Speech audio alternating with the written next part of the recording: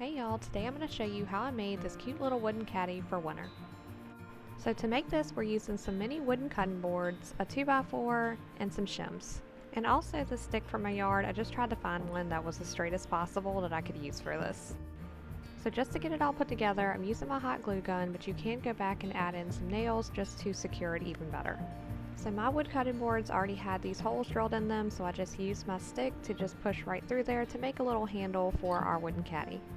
And my whole theme for this is kind of rustic like most of my decor, but you can clean this up by trimming off the ends of the stick if you'd rather, but I just broke the end off. And just to add extra security, I'm adding in a little bit of glue into the little holes where the stick is connecting. So now we're going to take our wooden shims and glue those onto the sides to make the siding of our wooden caddies. So I'm starting off by doing one layer, and then I go back over with another layer so that we can equal them out, because most shims have that like slanted look. So one side's usually always thinner than the other, but if you just glue those the opposite way on top of each other, then it'll make a flat base for it. And these shims were super rough. I didn't do any sanding on them. You can if you don't want to have like that fuzzy look on it. I just didn't worry too much about that. I just added more to the rustic look anyway. And I'm using my plaster white Waverly chalk paint just to kind of dry brush over it. I'm not doing it solid. I'm leaving some of the wood grain showing through. If you would rather go with like a natural wood look, you can pre-stain all these pieces prior to gluing them together. But to save time, I just figured I would dry brush over them and make them kind of a rustic look. Next, I'm just doing a little bit of dry brushing with my truffle brown by Waverly chalk paint, just kind of getting some of the edges and things to make it look a little more rustic and to bring some more brown and like warmness back to it.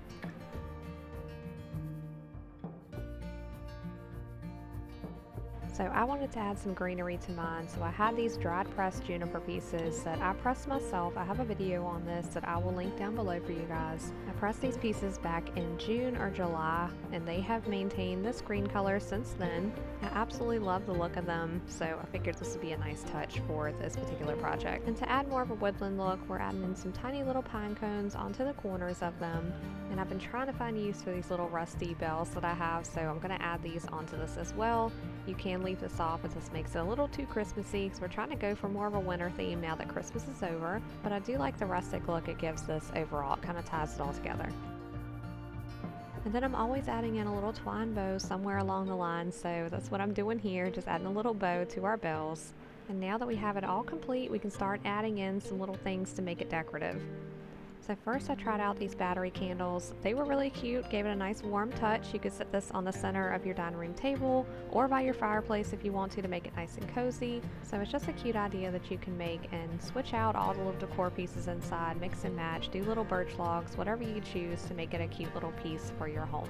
But I really hope y'all enjoyed this video. Thank you so much for watching. Hit the thumbs up if you enjoyed it, and I'll see you on the next one.